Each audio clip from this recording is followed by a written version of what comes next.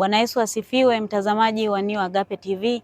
Karibu katika kipindi chetu cha leo. Nimekuandalia mada nzuri, mada ambayo imebeba mengi ya kujifunza kati yangu mimi na wewe. Na leo tutajifunza nafasi ya kijana katika ufalme wa Mungu.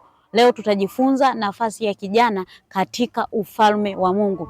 Tutasoma waraka wa kwanza wa Yohana sura ya 2 na mstari wa 14b. Biblia inasema, nimewaandikia vijana kwa sababu mna nguvu na neno la Mungu linakaa ndani yenu, tena mmemshinda mwovu. Tafsiri ya kijana kuwa na nguvu ni pale ambapo anajituma katika kufanya vile vitu ambavyo Mungu ametuagiza katika ufalme wake, na amesema neno la Mungu limekaa kwa wingi ndani yetu. Ina maana Mungu alituamini kama vijana, ndio maana akatuandikia waraka huu na akasema inatupasa kuifanya kazi yake kwa viwango vikubwa, na amesema tumemshinda mwovu.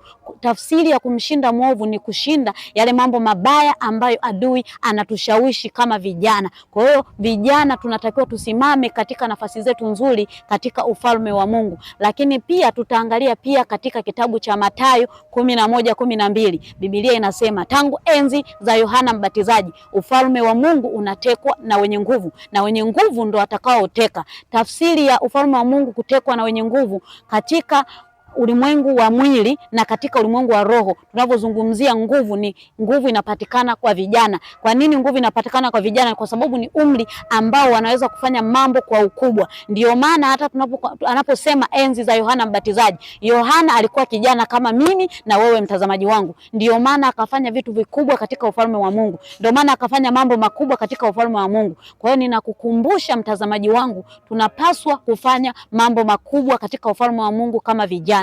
Lakini pia tutasoma Mhubiri 12 kuanzia mstari wa kwanza pale. Maandiko yanasema, mkumbuke muumba wako siku za ujana wako, kabla siku hazijaja zilizo mbaya. Kwa nini kijana mpaka ukutane na siku mbaya ndipo umkumbuke Mungu? Lakini mimi ninakukumbusha siku ya leo, mkumbuke muumba wako kwa kutenda yale ambayo Mungu ametuagiza. Kwa nini ukutwe na mambo mabaya ndo umkumbuke Mungu? Mimi ninakukumbusha tunapaswa kufanya vitu vyema na vizuri katika ufalme wa Mungu. Tunapaswa kutenda kazi ya Mungu kama kijana. Tunapaswa kutenda yale Mungu ambayo ametuagiza kama vijana. Kwa hiyo ninakukumbusha kijana mwenzangu, itumie nafasi yako vizuri kama Biblia ilivyotuamini. Maana Biblia ingejua kwamba nguvu inakaa kwa wamama, ingesema nimewaandikia wakina mama. Lakini ilituthamini, Biblia ilitupenda, Biblia ilitukumbuka kama vijana, ikasema nimewaandikia vijana kwa sababu mna nguvu. Ninaamini nguvu zinapatikana katika vijana. Ndio maana ukiangalia hata katika taifa wanawekeza nguvu kazi kwa vijana, kwa sababu vijana tuna nguvu. Ndio maana Biblia ikatuamini,